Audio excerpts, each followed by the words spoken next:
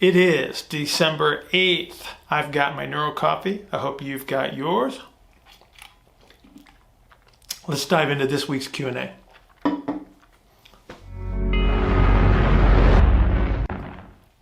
So I posted a bunch of stuff up on YouTube this week, so if you haven't checked out last week's Q&A, that's up there. Podcast number 5 with Mike Robertson and I, the iFast podcast, talking about how we train the pros was kind of interesting. Threw up a simple self-test for your breathing, some lower cervical mechanics video as well. And then as of today, I threw up a video on power output and how you generate that from the inside out, as well as some terminology concepts that we'll touch on today in today's Q&A. If you haven't been on Instagram, please check out the Instagram, Bill Hartman PT on Instagram. We've got a lot of topics that went up there, some short topics, a couple of Instagram TV videos, and of course your 16% videos as usual. So please check those out as well. Now let's dive into the Q&A. So our first question comes from Levi. Levi asks, how does the orientation of the pelvis influence movement options available at the ankle? I'm curious of your thoughts specifically to the context of speed skating, where top performers express a high degree of ankle flexion. So one of the limitations that you're going to typically find is the inability to achieve the compressive propulsive strategy on the right. So many people are oriented such that they get left posterior compression, right posterior expansion, when what this does is it actually positions the ankle on the right side, typically in more of a plantar flex position, which means that if I'm to achieve a propulsive strategy in this right lower extremity, I have to be able to flip-flop this orientation. And so I have to achieve a right posterior compression, left posterior expansion, which would move me into a nutated position on the right and a counter-nutated position on the left. And that's how I make my left hand turn. This orients the pelvis to the left and it allows me to achieve the right dorsiflexion. This also allows me to achieve a very propulsive position in the right rear foot. So with skating especially, I need to achieve an everted position of the ankle so I can push off. Now, this cannot be an excessive amount of eversion or energy expenditure goes up for each stride. And so what we want to make sure is that we can achieve this right posterior compressive strategy, this nutated strategy on the right side as I push off, which will allow me to achieve an optimal position of eversion. Otherwise, if I can't achieve this, I may have to use an excessive amount of eversion in the rear foot, which increases my energy expenditure or will slow me down as I'm skating. So that's a really good question. And so oftentimes what we find is that the typical orientation of the pelvis to manage the internal forces is the exact opposite of what we need for speed skating. So thank you, Levi. That's a really good question. So our next question comes from Artem. Artem asks, when addressing elbow orientation via training, what's the deciding factor when choosing between an elbow flexion or extension driven activity? A specific case would be someone that has an ER humerus and a pronated forearm. Well, clearly the orientation at the elbow would be wanting to relatively internally rotate the humerus and supinate the forearm. But then the deciding factor is, am I going to do a push or a pull, essentially? And so this is going to be determined by some other measures that you need to attend to that will identify what is going on in the dorsal-rostral space and whether we have an up or a down pump handle. So specifically, if we look at dorsal-rostral expansion, that would be clarified by our ability to reach overhead in a normal shoulder flexion. So if I have normal shoulder flexion, then I have expansion in the dorsal-rostral area. And so for me to reorient the elbow, I would want to use a propulsive activity, which would be more of an elbow extension driven activity. So we would say like a triceps muscle activity with the appropriate orientation of the elbow. Now, if I wasn't able to achieve full overhead reach or horizontal abduction, then I would know that the dorsal-rostral space is actually closed and I would need to expand that. So then, in that case, I would use more of an elbow flexion driven activity. So we would typically associate that with a biceps curl, and that would promote expansion of the dorsal-rostral space and then promote reorientation proximally and then progressively distally. So we would get the dorsal-rostral space in the appropriate position, the scapular or shoulder girdle in the appropriate position, and then the elbow in the appropriate position, so we have the appropriate sequence to restore normal variability at the elbow. Okay, our next question comes from Johnny, and Johnny has a two-parter here, so let's address the first part. He says, "Hey Bill, you've touched on the fact that we really don't know why people feel better after interventions. It makes sense to me that even if interventions are specific, there are many things going on simultaneously. I was wondering if you could elaborate on this and possibly your own evolution in regard to this." I tend to be pretty straightforward on this. When we look at all the potential influences, we don't even know what those potential influences are. So there's a lot of unknowns and unknown unknowns and lots of influences. And so what we have to do is we have to take our representation of the entire system. So for me, that's movement. That's my proxy measure for the entire system. And so that's what I monitor or try to influence. The hope is that whatever element or whatever subsystem within the system is the limiting factor is also addressed by the interventions that I apply, with the understanding that every sensory input is always an influence, every movement is always an influence, breathing is always an influence, and so we have to consider all of those elements to some degree, but I'm limited by my scope of practice, and so again, I have to use my proxy measure as a measurement of all systems that are taking place. Like I said, you hope that with your intervention that you're addressing that subsystem or element of the system that is either too rigid to allow adaptation, or you're able to promote another adaptation that can overcome that limitation and then restore whatever it is that we're trying to restore, whether it be movement or a subjective perception that is why the patient comes to you. Typically it's going to be pain under my circumstance. And so that's kind of how I look at things. And that's why I always say that I don't really know why they get better, because number one, I probably can't really identify as to why they had the problem in the first place, but my hope is that it's represented in the movement system, because that's the system that I actually have the most influence on based on my scope of practice. So hopefully that answers your question for you. So let's go to the second half of Johnny's question. It says, "Bill, you recently shared a case on dorsal-rostral expansion helping to improve a patient's height and corrected head-forward posture. And although we aren't necessarily after improving static positions of posture, I'm wondering how expanding into the upper back would not result in more kyphosis and head-forward posture."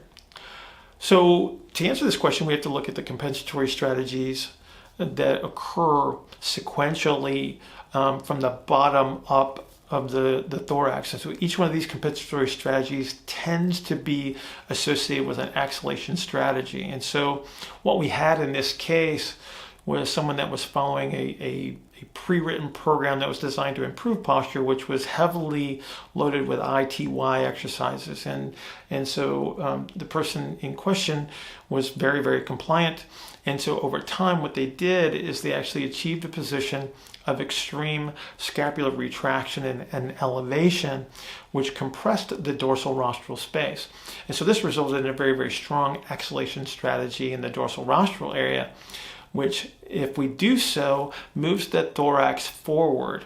And because these are compressive exhalation strategies, there is going to have to be some form of inhalation compensatory strategy that evolves. And so over time, if I compress the anterior thorax, so if I pull the pump handle down, I pull the manubrium down, and I compress the dorsal-rostral space, I'm going to have to create a compensatory strategy in my neck that keeps my airway open. But because I've compressed the dorsal-rostral space, I'm also going to have to create some form of compensatory inhalation strategy in the thorax. And what people typically do is they pull their sternum downward with rectus abdominis, and they will flex forward at approximately the T7, T8 area, because the T7 area is actually where the lower angle of the scapula rests, and so that's where the lower barrier of that compression is. So below that, there is space that can be accessed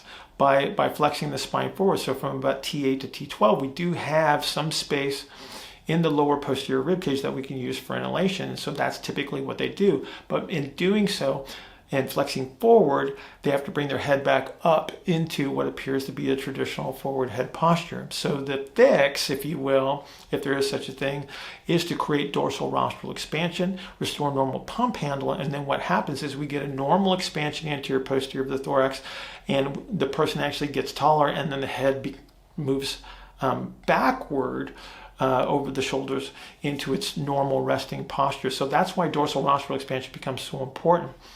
I would also offer that when you're making decisions about how you're trying to influence positions, let your extremity motion drive your decision making in regard to how you're perceiving what is compressed and what is expanded, rather than using a visual representation, especially in these types of cases, because if you try to drive it through a visual representation, you end up making a lot of incorrect assumptions, and then your exercise selection and intervention comes into question as to whether you're going to be successful or not. And that's basically what happened with this client, where he was following a pre-programmed set of exercises that weren't designed for him, and he ended up driving himself harder into his compensatory strategies, resulting in the forward head in the first place. So our next question comes from Allison, and Allison has some terminology questions to ask. And so she says, when you say the word orientation, are you saying it's relative to the spine?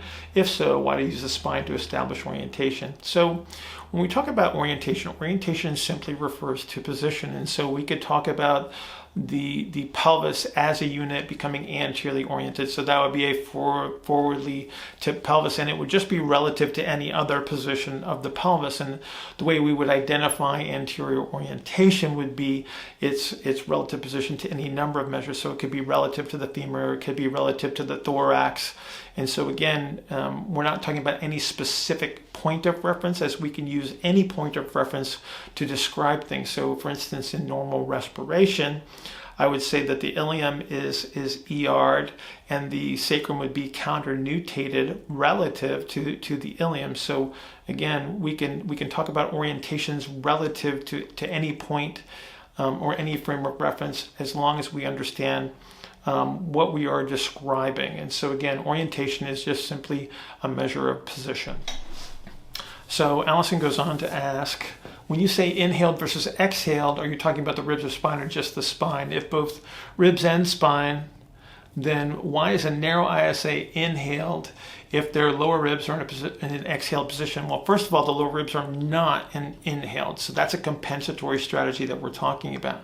So when we talk about the two archetypes, what we have is an axial skeleton that is exhaled with an inhalation strategy that would be described as a wide ISA that does not have full breathing capabilities, which would be indicated by a lack of extremity motion.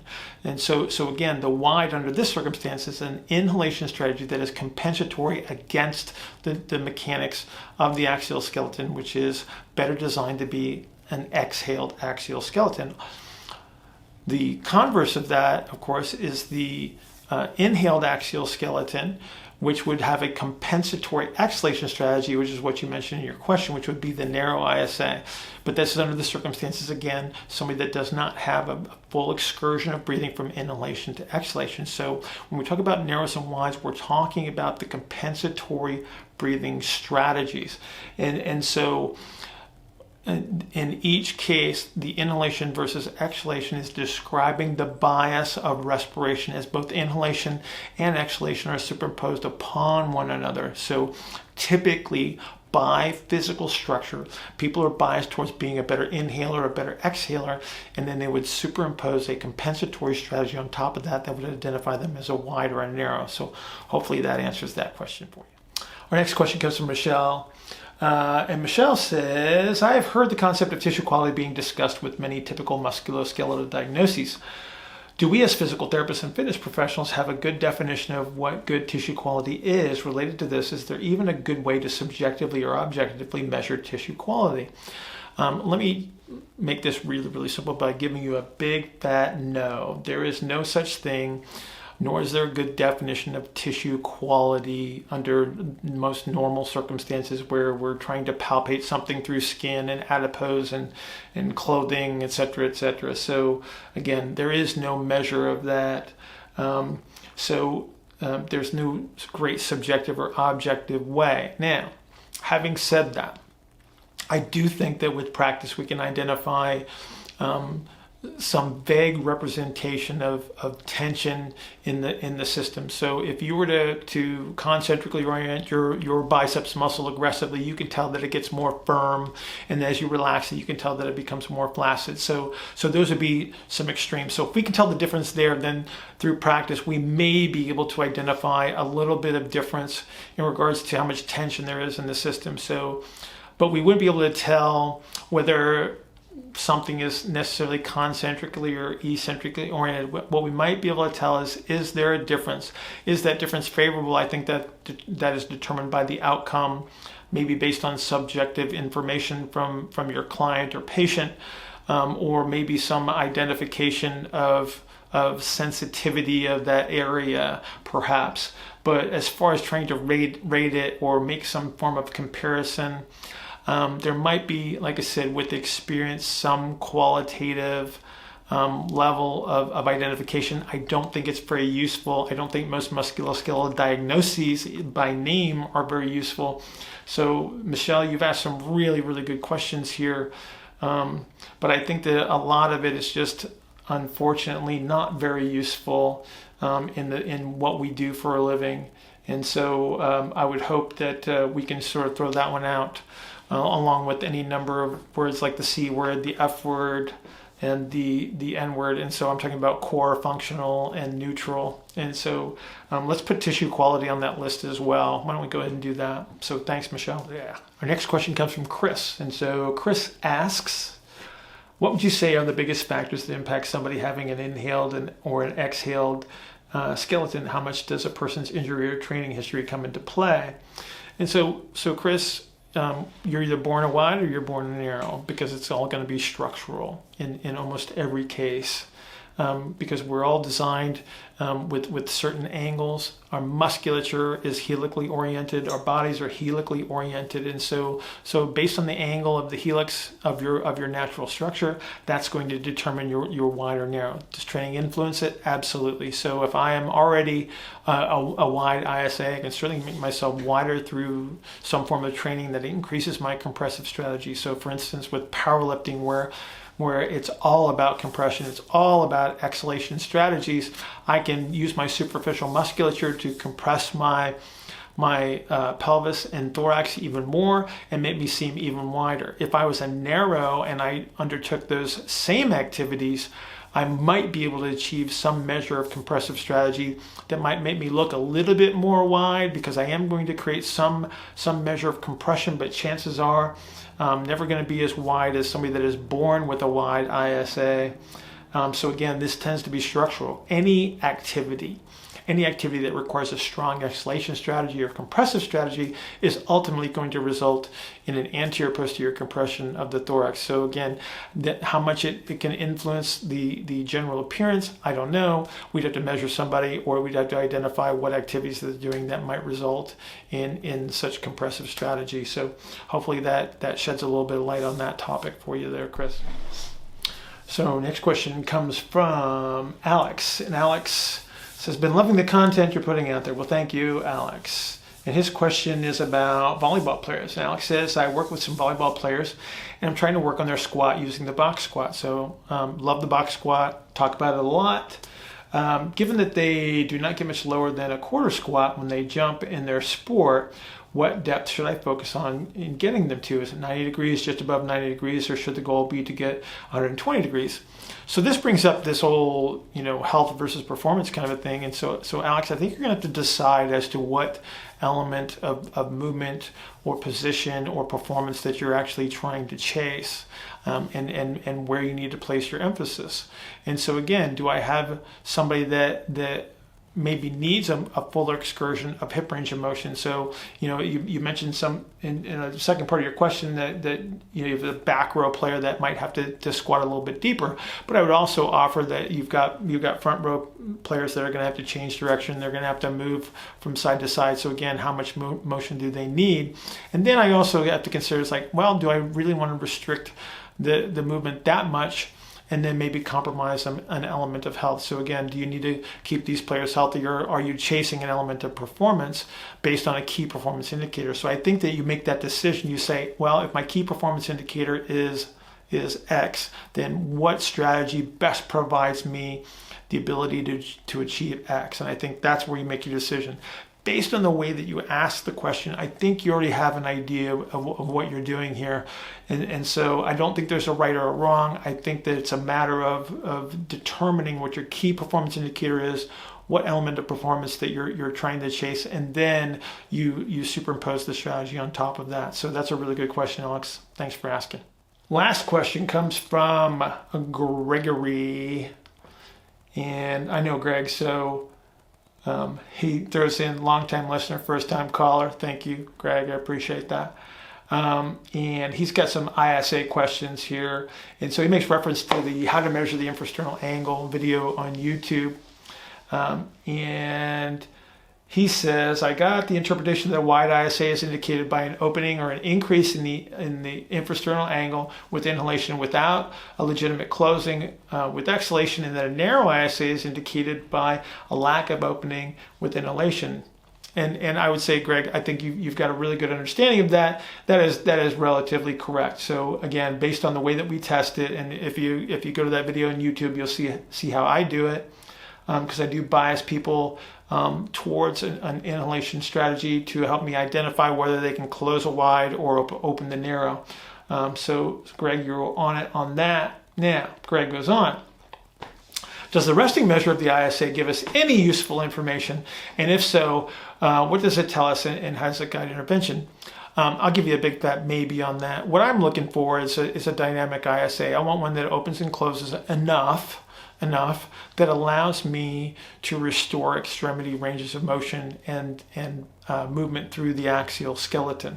And so there might be a circumstance where I might have to use a static position of the infrasternal angle. So if I have some sort of extremity involvement in a patient that has pain, and I need to make an estimation as to what I might be looking at from a compensatory strategy standpoint, then I might use the static position. ISAs are generally based on structure. So maybe you could pull some information from that as to someone's basic structure. Would they be biased towards an inhalation compensatory strategy or an exhalation compensatory strategy based on whether they're wide or narrow? But under the circumstances, my goal is to reestablish the dynamic infrasternal angle as a representation of the ability to take a breath in and a breath out. So again, it's like, if static gives you information that's useful, then I'm okay with you using that.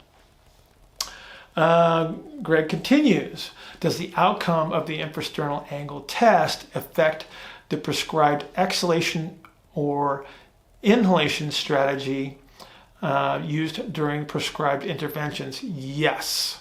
So let me try to talk you through this a little bit. So when I have a compensatory strategy for inhalation, which would be the wide ISA superimposed on an exhaled axial skeleton. So what I have is an eccentric orientation, especially of the external oblique, which allows that ISA to open and the diaphragm to descend.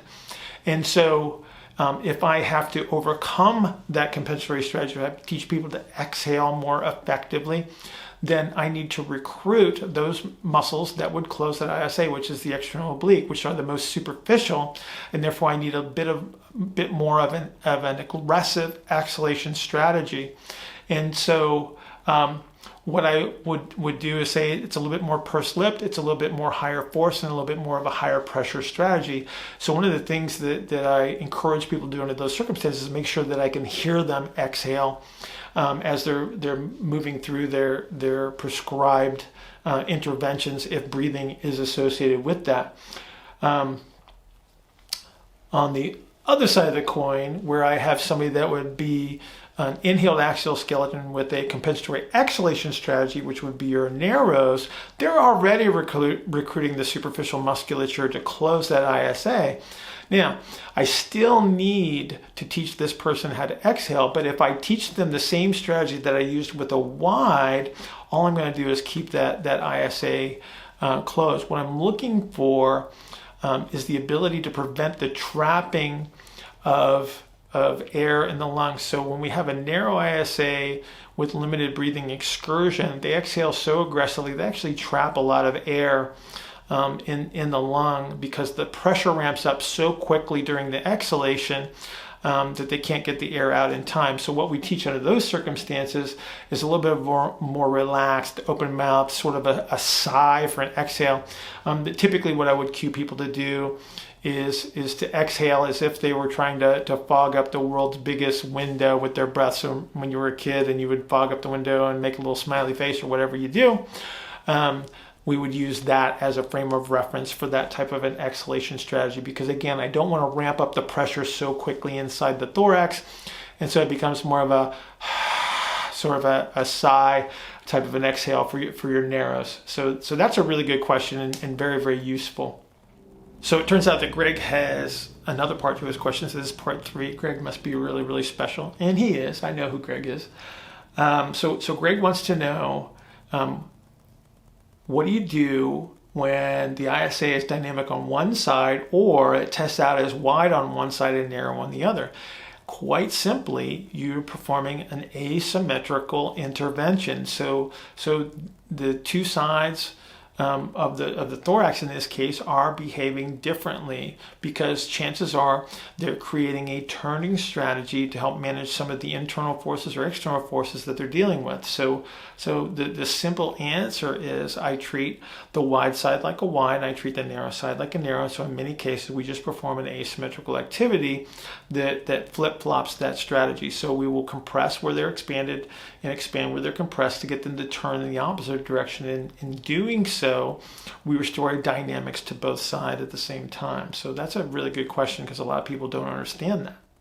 So Greg is extra special, so he gets a 4th part to his ISA question, and it goes as such. If someone measures with an ISA of 60 degrees at rest and it widens but it doesn't completely close, is this person considered a wide ISA? Under most circumstances, a 60-degree ISA measure would probably indicate that someone is a narrow. If they take a breath in, especially the way I perform the ISA test, and it doesn't close all the way, I'm going to guess that it didn't open all that much to begin with. It would be pretty extreme.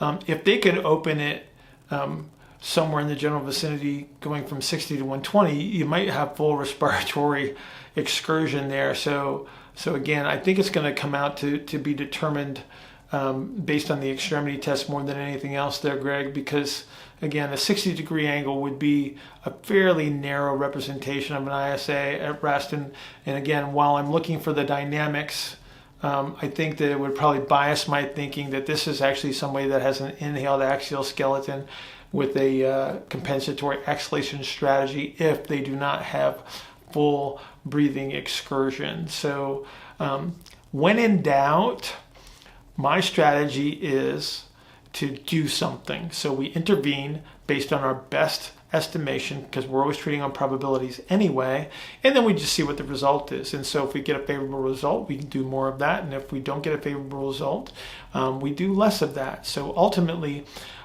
we don't really know the exactness of all of these tests. We're using it to create a representation in our mind of our best probability of what's going on, and then we intervene as such. So don't fear being right or wrong. As long as we're doing safe to fail experiments, we're not putting anybody in harm's way by doing so. So again, don't be afraid to be wrong. Measure as accurately as you can. Be reliable with yourself. And that's ultimately how you're going to do this type of work. So again, I don't think I'd worry so much about whether we would brand somebody in this situation as a wide or a narrow. I would just probably measure, make my best estimate, intervene, and see what happens. So that wraps up this week's Q&A. So enjoy the rest of your neural coffee. I will enjoy mine. We got a bunch of questions that are left over from this week's Q&A, so I'll probably spread those out during the week. Also of note, got a bunch of applications for the intensive. So we had a record number of applications within less than 48 hours. So I had to shut it down because I'm already overwhelmed with the number of applications. Normally it takes about a week to get even close to this many, and we did it in 48 hours. So I appreciate your interest in the intensive. For those of you that don't get selected from this round, keep trying. I can only take 8 at a time to keep this thing as powerful as it is. So again, I appreciate your interest. Keep watching the videos, keep commenting, and keep asking questions. Ask BillHartman at gmail.com, and I'll answer as many of those as I can.